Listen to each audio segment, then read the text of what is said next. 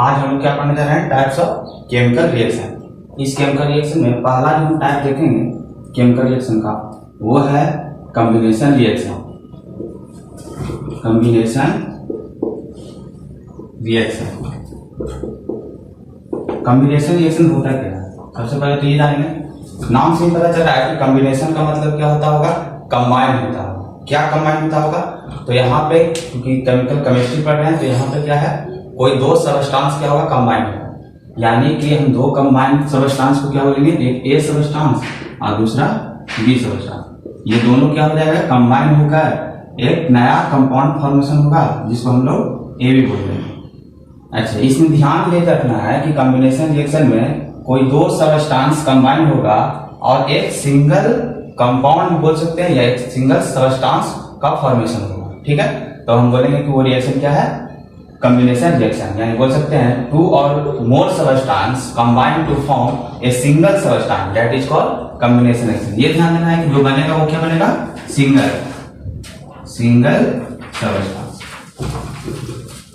आज सबस्टांस का मतलब हम पिछले वीडियो में बता चुके हैं कि सबस्टांस का मतलब क्या होता है। सबस्टांस का मतलब हम बोल सकते हैं कंपाउंड हो सकता है या फिर एलिमेंट्स, मॉलिक्यूल्स हो सकता है, और क्या हो सकता है, तो ये आयंस भी हो सकता है। ठीक है, तो ये हो गया कॉम्बिनेशन रिएक्शन। एग्जांपल अगर देखें कॉम्बिनेशन रिएक्शन का तो हम देख सकते हैं कार्बन और ऑक्सीजन दोनों कंबाइन होकर क्या बन जाता है, CO2। तो यहाँ पर हम देख रहे हैं कि दो सबस्टांस है जो कंबाइन होकर क्या बन गया, एक सिंगल सबस्टांस बन गया। तो हम बोलेंगे कि रिएक्शन जो है कॉम्बिनेशन रिएक्शन है। और भी केमिकल रिएक्शन देख सकते हैं, H2 + O2 कंबाइन होकर क्या बन जाता है, H2। तो ये भी क्या है, कॉम्बिनेशन रिएक्शन। ध्यान बस ये देना है कि कॉम्बिनेशन रिएक्शन में कोई सबस्टांस दो एलिमेंट्स भी हो सकता है और कंबाइन होकर कोई कंपाउंड बना सकता है, या एक एलिमेंट्स हो सकता है, एक कंपाउंड हो सकता है, या दोनों कंपाउंड हो सकता है और एक सिंगल सबस्टांस का फॉर्मेशन कर सकता है। तो हम बोलेंगे वो क्या है, एक कॉम्बिनेशन रिएक्शन है। ठीक है, तो ये हो गया कॉम्बिनेशन रिएक्शन का एग्जांपल। दूसरा हम लोग देखेंगे, दूसरा है डीकंपोजिशन रिएक्शन। डीकंपोजिशन रिएक्शन से हमको पता चला है क्या, कि कोई सबस्टांस होगा जो डीकंपोज हो रहा होगा। ठीक है, तो यहाँ पे देखेंगे डीकंपोजिशन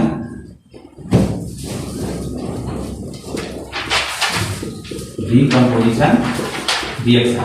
डीकंपोजिशन से पता चला है कि डिकम्पोज हो रहा होगा। डिकम्पोज का मतलब क्या होता है, टूट जाना। यानी यहाँ पे सिंगल सबस्टांस जो होगा वो टूट सिंगल सबस्टांस में क्या हो जाएगा, डिवाइड हो जाएगा। तो हम बोलेंगे कि वो रिएक्शन जो है वो क्या है, डीकंपोजिशन रिएक्शन है। उसका एग्जांपल अगर हम लोग देखें तो एग्जांपल देखेंगे तो अगर मान लेते हैं कि AB कोई सबस्टांस है और ये टूट जाएगा किसमें, A + B में। तो हम बोलेंगे कि कोई सिंगल सबस्टांस जो है वो टूट कर दो सिंपलर सबस्टांस में कन्वर्ट हो गया, तो बोलेंगे वो डीकंपोजिशन रिएक्शन। अच्छा, डीकंपोजिशन का मतलब होता है कि डिकम्पोज होना, लेकिन डिकम्पोज करने के लिए कोई बाहर कोई ना कोई तो एनर्जी यहाँ देना पड़ेगा। तो वो एनर्जी कई फॉर्म में हो सकता है, हीट के फॉर्म में हो सकता है, उसके बाद फोटो इलेक्ट्रिक्स मतलब फोटोकेमिकल रिएक्शन हो सकता है, या इसी को बोलते हैं क्या, फोटोलाइसिस बोलते हैं, या फिर बोल सकते हैं इलेक्ट्रोलाइसिस। कोई करंट सप्लाई करके हम क्या कर सकते हैं, डिकम्पोज कर सकते हैं कोई सबस्टांस को। तो डिकम्पोजिशन रिएक्शन का अलग टाइप होता है, वो भी हम बताएंगे। पहले हम समझते हैं कि डिकम्पोजिशन रिएक्शन में क्या होगा, कोई सिंगल सबस्टांस कन्वर्ट हो जाएगा कोई सिंपलर टू सबस्टांस या टू से अधिक भी सबस्टांस में। तो हम बोलेंगे वो क्या है, डिकम्पोजिशन रिएक्शन। एग्जांपल अगर हम देखें डिकम्पोजिशन रिएक्शन का तो हम बोल सकते हैं कैल्शियम कार्बोनेट। कैल्शियम कार्बोनेट एक बहुत अच्छा एग्जांपल है डिकम्पोजिशन रिएक्शन को, जिसको क्या देना पड़ता है, हीट। जैसे ही हीट देते हैं तो ये कैल्शियम कार्बोनेट क्या हो जाता है, टूट जाता है, और टूट कर क्या होता है, दो सिंपलर सबस्टांस में कन्वर्ट हो जाता है। तो हम बोलेंगे क्या है वो, डिकम्पोजिशन रिएक्शन। यानी ये कन्वर्ट हो जाएगा कैल्शियम ऑक्साइड और किसमें, तो CO2 में कन्वर्ट हो जाएगा। तो हम बोलेंगे क्या है, डिकम्पोजिशन रिएक्शन का एग्जांपल होगा। ठीक है, उसके अलावा भी और लोग एग्जांपल दे सकते हैं, अभी रहने देते हैं, अभी इसका हम टाइप करते हैं। ठीक है, तो डिकम्पोजिशन रिएक्शन का अलग अलग टाइप होता है, ABC करके हम लोग पढ़े थे। ठीक है, तो पहला जो टाइप है डिकम्पोजिशन रिएक्शन का वो है हीट के कारण। यानी हीट के कारण डिकम्पोजिशन होने वाले रिएक्शन को क्या बोलते हैं, थर्मल डिकम्पोजिशन बोलते हैं। तो यहाँ पे लिखेंगे थर्मल डिकम्पोजिशन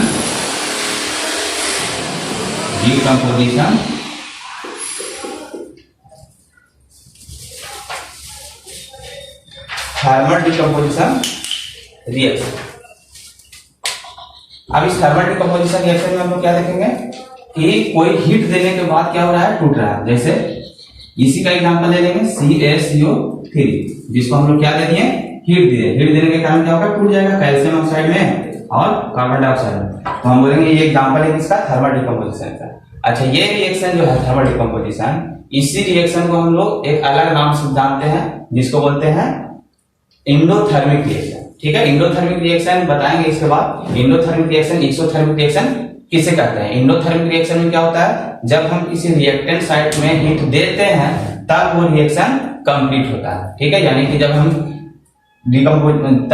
रिएक्टेंट साइड में हीट सप्लाई करेंगे तो हीट अब्सॉर्ब करके ये क्या होगा, टूट जाएगा, डिकम्पोज हो जाएगा दो सिंपलर सबस्टेंस में। तब हम बोलेंगे कि वो डिकम्पोजिशन रिएक्शन है, जो किसके कारण हुआ, तो थर्मल डिकम्पोजिशन के कारण हुआ है। ठीक है, अब अगर हम क्या करते हैं, कोई दो सबस्टेंस कंबाइन होता और कंबाइन होने के बाद एक सिंगल सबस्टेंस बनता, तो हम बोलते हैं कि वो सबस्टेंस जो होते हैं वो एक्सोथर्मिक होते हैं। ऐसे हालांकि सारे रिएक्शन एक्सोथर्मिक, सारे कॉम्बिनेशन रिएक्शन एक्सोथर्मिक नहीं होते हैं, लेकिन जनरली जो कॉम्बिनेशन रिएक्शन होते हैं वो एग्जांपल होते हैं एक्सोथर्मिक का, और जो डिकम्पोजिशन रिएक्शन होते हैं वो एग्जांपल होते हैं एंडोथर्मिक रिएक्शन का। लेकिन ऐसा जरूरी नहीं है, लेकिन मैक्सिमम जो होता है रिएक्शन वो ऐसा ही होता है।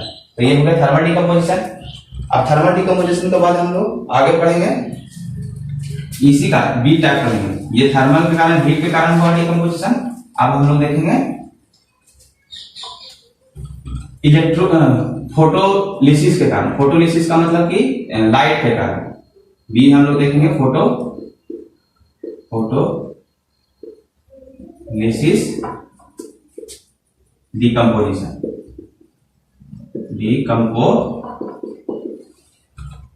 डिकम्पोजिशन, तो फोटो डिकम्पोजिशन का मतलब होता है कि जो सन का लाइट आ रहा है उसके कारण डिकम्पोज होना। यानी कि कोई सबस्टेंस होगा, जैसे मान लेते हैं silver chloride AgCl। Silver chloride को जो सनलाइट को अल्ट्रावायलेट भी बोला जाता है, या यहाँ पर लाइट भी लिख सकते हो। यानी लाइट के कारण फोटोलिसिस का मतलब, फोटोलिसिस डिकम्पोजिशन का मतलब लाइट के कारण कोई डिकम्पोज होगा। तो सिल्वर क्लोराइड क्या होगा, लाइट के कारण डिकम्पोज होकर किसमें कन्वर्ट हो जाएगा, तो सिल्वर में प्लस क्लोरीन 2 फॉर्म में रहता है, जनरली डायटोमिक फॉर्म में रहता है क्लोरीन।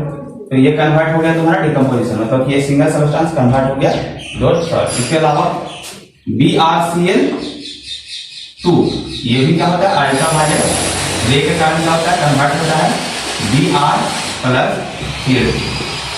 ठीक है, तो ये हो गया एग्जांपल फोटोलिसिस डिकम्पोजिशन का, जिसमें बी टाइप बता रहे हैं। क्या तीसरा है, क्या इलेक्ट्रोलिसिस। इलेक्ट्रोलिसिस का मतलब होता है कि इलेक्ट्रोलिसिस का मतलब होता है कि हम करंट सप्लाई करते हैं तब कोई सिंगल सबस्टेंस कन्वर्ट हो जाता है दो सिंपलर सबस्टेंस में। ठीक है, तो सी हम लोग देखते हैं इलेक्ट्रोलिसिस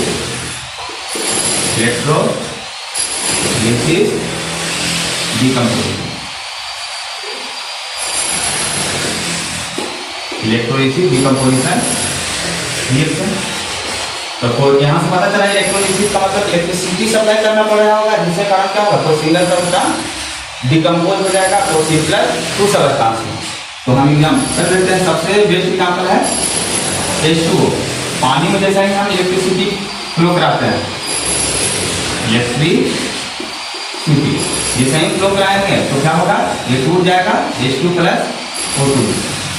ठीक है, अच्छा यहाँ पे इलेक्ट्रोलिसिस का डिकम्पोजिशन में हम लोग एक्सपेरिमेंट तो नहीं देते हैं, लेकिन जनरली क्या होता है, जब हम इलेक्ट्रोलिसिस डिकम्पोजिशन कराते हैं तो वाटर में क्या कर देते हैं, जैसे यहाँ एक वाटर ले लिया, मतलब स्टेप ले लिए, इसमें क्या हो गया, एक एनोड होता है, एक कैथोड होता है, एक तो प्लस रहता है, एक माइनस रहता है, और इससे क्या होता है, बैटरी जुड़ा हुआ रहता है।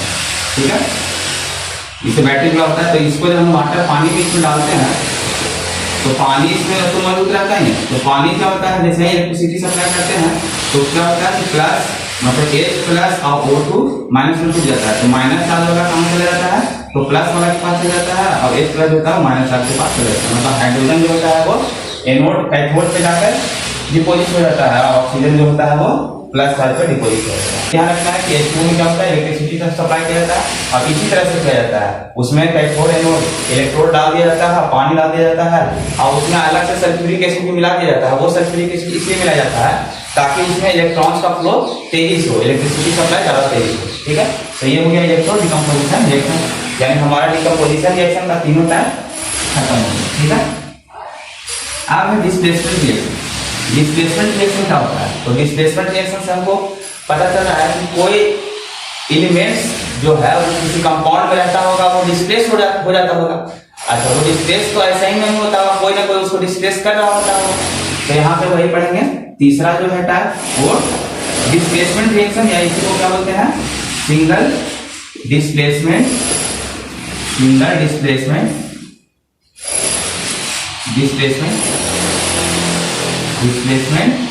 रिएक्शन।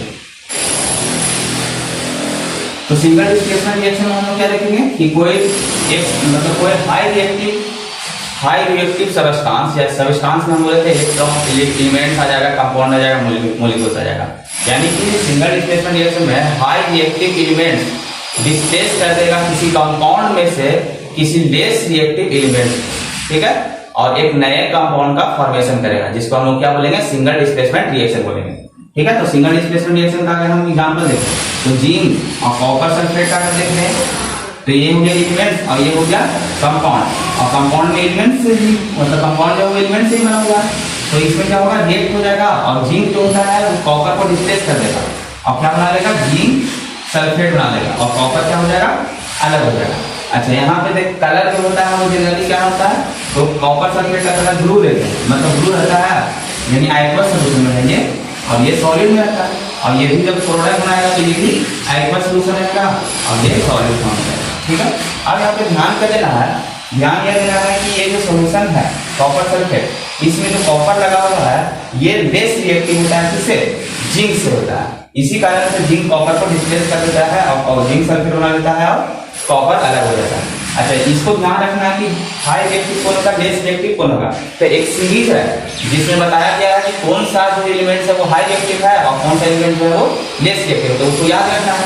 जैसे अगर हम बोले सीरीज याद कर लेना, देख लेना, जैसे सीरीज हम लिख देते हैं potassium, sodium, magnesium, aluminium, zinc ferrous, stannic, lead, hydrogen, copper, mercury, silver और गोल्ड और एक प्लेटिनम। तो ये क्या है, रिएक्टिव सीरीज है। जैसे जैसे हम टॉप टू बॉटम जाएंगे तो रिएक्टिविटी जो है वो घटता चला जाएगा। तो सबसे ज्यादा रिएक्टिव कौन होगा, पोटेशियम। ऐसे जनरली बहुत जगह लिथियम भी लिखा हुआ रहता है, तो लिथियम जो होता है वो जनरली बहुत ही कम किसी रिएक्शन में पार्टिसिपेट करता है, इसलिए जो सबसे हाई रिएक्टिव एलिमेंट जो माना जाता है वो potassium, sodium, magnesium, aluminium, zinc, ferrous, stannic, lead, hydrogen, copper, mercury, silver. जिसमें क्या बताया गया है कि ये हाइड्रोजन जो है वो ये एक मतलब रिएक्टिव लाइन है जो जिसके इसके ऊपर सारा हाई रिएक्टिव है और नीचे क्या है, लेस रिएक्टिव है। यानी ये जो एलिमेंट्स है वो बहुत ही कम किसी भी रिएक्शन में पार्टिसिपेट करता है और किसी भी दूसरे एलिमेंट को कम डिस्प्लेस कर पाता है।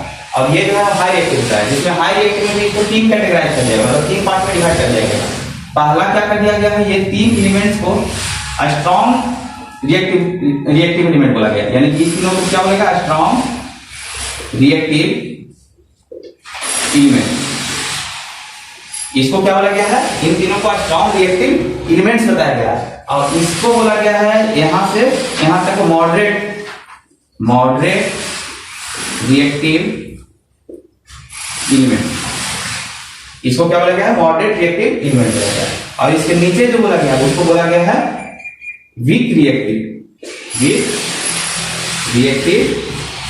एलिमेंट। यानी कि हाइड्रोजन के नीचे जो भी एलिमेंट्स है उसको बोलते हैं वीक रिएक्टिव एलिमेंट। सबसे ऊपर में जो होता है पोटेशियम, सोडियम, मैग्नीशियम, उसको हाई रिएक्टिव बोला जाता है। और aluminium, zinc, ferrous, stannic, lead जो होता है वो मॉडरेट रिएक्टिव एलिमेंट बोला जाता है। ठीक है, तो यहाँ पे देख रहे हैं कि जिंक जो है, तो जिंक रिएक्टिव सीरीज में क्या है, कॉपर से ऊपर है, कॉपर तो यहाँ है, तो जिंक ऊपर है, इसलिए जिंक जो है हाई रिएक्टिव से लेस रिएक्टिव एलिमेंट्स को डिस्प्लेस कर दिया और क्या कर दिया, एक नए कंपाउंड का फॉर्मेशन कर दिया। तो ये एग्जांपल है तुम्हारा डिस्प्लेसमेंट रिएक्शन का। इसको अगर हम लोग थ्योरी टाइप में देखें, इसको हम ऐसे देख सकते हैं कि एक एलिमेंट है A और दूसरा है क्या BC। तो क्या करेगा, A जो है वो B को डिस्प्लेस कर देगा और बना देगा AC और प्लस B क्या होगा, अलग हो जाएगा। यानी कि A जो है B को डिस्प्लेस कर दिया। यानी इस टाइप का रिएक्शन जो होता है वो सिंगल डिस्प्लेसमेंट रिएक्शन है। सिंगल क्यों बोले, क्योंकि एक ही एलिमेंट्स को डिस्प्लेस किया, दो को नहीं किया, इसलिए हम इसको क्या बोलते हैं, सिंगल डिस्प्लेसमेंट रिएक्शन बोलते हैं। ठीक है। अच्छा, एक और रिएक्शन हम एग्जांपल पूछ लें कि बताओ कॉपर जो है वो आयरन सल्फेट के साथ डिस्प्लेस करके क्या बनाएगा। तो यहाँ पे हम बोलेंगे कि यहाँ पे रिएक्शन जो है वो नहीं होगा। इसलिए नहीं होगा कि कॉपर जो होता है वो कॉपर वो आयरन से लेस रिएक्टिव है। आयरन कहाँ है, यहाँ है, कॉपर कहाँ है, यहाँ है। तो आयरन तो ज्यादा रिएक्टिव हो गया, तो ज्यादा रिएक्टिव वाले एलिमेंट्स को कॉपर तो डिस्प्लेस कर नहीं पाएगा, इसलिए ये रिएक्शन ही कंप्लीट नहीं होगा। तो फ्यूचर में इस तरह से पूछा जा सकता है, या रिएक्शन पूछा जाएगा और तुम लोग अचानक से सीधे इसको डिस्प्लेस करके बना दोगे तो वो क्या हो जाएगा, गलत हो जाएगा। इसलिए हमेशा ध्यान रखना कि कॉपर जो होता है और आयरन जो होता है वो रिएक्टिव सीरीज में कहाँ लाया करता है। ज्यादा रिएक्टिव अगर जो है तभी उसको डिस्प्लेस कर सकता था, ऐसे डिस्प्लेस नहीं कर पाएगा। तो ये वाला रिएक्शन जो है वो होगा ही नहीं, क्योंकि ये लेस रिएक्टिव है, ये हाई रिएक्टिव है, तो इसको डिस्प्लेस नहीं कर पाएगा। तो याद रखना है कि ये सिंगल डिस्प्लेसमेंट रिएक्शन में क्या होता है, तो एक हाई रिएक्टिव एलिमेंट्स होता है वो लेस रिएक्टिव एलिमेंट्स को डिस्प्लेस कर देता है और एक नए कंपाउंड का फॉर्मेशन कर देता है, जिसको हम क्या बोलते हैं, सिंगल डिस्प्लेसमेंट रिएक्शन बोलते हैं। अब लास्ट है तुम्हारा डबल डिस्प्लेसमेंट रिएक्शन। इसी को हम लोग क्या बोलते हैं, प्रिसिपिटेशन रिएक्शन भी बोलते हैं और डबल डिस्प्लेसमेंट रिएक्शन बोलते हैं। ठीक है। तो प्रिसिपिटेशन रिएक्शन या डबल डिस्प्लेसमेंट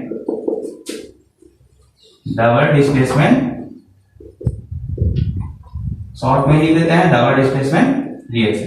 तो डबल डिस्प्लेसमेंट रिएक्शन में क्या होगा, तो यहां से पता चला है कि यहाँ पे डबल डिस्प्लेसमेंट मतलब दो को एलिमेंट्स क्या करेगा, डिस्प्लेस करेगा। लेकिन यहाँ पे डबल डिस्प्लेसमेंट में ये भी ध्यान रखना है कि यहाँ पे हाई रिएक्टिव और लेस रिएक्टिव का मतलब हाई रिएक्टिव और लेस रिएक्टिव का फार्मूला अप्लाई नहीं होता है। यहाँ पे क्या होता है, डिस्प्लेसमेंट तो होता है लेकिन आयन के ट्रांसफॉर्मेशन के कारण होता है। यानी किसी दो कंपाउंड के अंदर जो एलिमेंट्स प्रेजेंट होगा वो एलिमेंट्स अपने आयंस के ट्रांसफॉर्मेशन के कारण नए टू सबस्टेंस बनाएगा, जिसमें एक साल्ट होगा और एक क्या होगा, प्रिसिपिटेशन होगा। ठीक है। यानी कि एक इनसॉल्युबल साल्ट बनाएगा, मतलब दोनों साल्ट ही बनाएगा। यानी दो कंपाउंड क्या करेगा, आपस में रिएक्ट करेगा। कैसे, तो बाय ट्रांसफॉर्मेशन ऑफ आयंस। और क्या फॉर्मेशन करेगा, नया कंपाउंड, तो दो साल्ट का फॉर्मेशन करेगा, जिसमें एक साल्ट जो होगा वो सॉल्युबल होगा और एक साल्ट जो होगा वो क्या होगा, इनसॉल्युबल। एक जो है वो सी को डिस्प्लेस कर दिया और बी जो है बोल सकते हैं कि सी को डिस्प्लेस, इसको बोले या इसको बोले तो इसको बोलेंगे कि बी जो है वो डी के साथ आ गया और सी जो है कैसे हुआ, तो प्लस माइनस चार्ज के कारण हुआ। प्लस और माइनस वाला प्लस के पास चला गया और माइनस प्लस वाला प्लस के पास चला जाएगा। यहाँ पर उल्टा लिखा गया है, तो ए प्लस वाला कहां चल जाएगा, ए डी के पास। ठीक है, लिखे। और बी जो है वो सी के पास आ जाएगा। ठीक है। तो इस तरह से क्या होगा, डबल डिस्प्लेसमेंट रिएक्शन होगा। एग्जांपल अगर देखें डबल डिस्प्लेसमेंट रिएक्शन का, तो हम देख सकते हैं बेरियम सोडियम सल्फेट अगर ले लें, सोडियम सल्फेट को रिएक्ट करा दिया किसके साथ, बेरियम क्लोराइड से, तो क्या बनेगा, सोडियम जो है वो क्या बनेगा, सोडियम क्लोराइड। तो ये भी एक साल्ट है और प्लस बेरियम जो है इसके साथ आ जाएगा, तो बेरियम क्या बन जाएगा, बेरियम सल्फेट बन जाएगा। और ये बेरियम सल्फेट जो होगा वो प्रिसिपिटेशन होगा, मतलब ये क्या होगा, इनसॉल्युबल इन सॉल्ट। ये है तो सॉल्ट लेकिन इनसॉल्युबल इन सॉल्यूशन में क्या होगा, इनसॉल्युबल। और ये सॉल्ट बन जाएगा। यानी यहाँ पे क्या होगा कि two compounds reacts with transformation of ion and form new substance या new two salts. One salt is precipitation which is insoluble in solution and तो याद रखना है कि ये डबल डिस्प्लेसमेंट रिएक्शन है, इसका एग्जांपल है। ठीक है। आगे हम कंटिन्यू करेंगे बैलेंसिंग। अगले नेक्स्ट लेक्चर में जो आएगा वो बैलेंसिंग आएगा। इसको अच्छे से देख लीजिएगा और अगर कोई क्वेरी होगा तो नीचे कमेंट सेक्शन में लिख दीजिएगा। ठीक है। Thank you.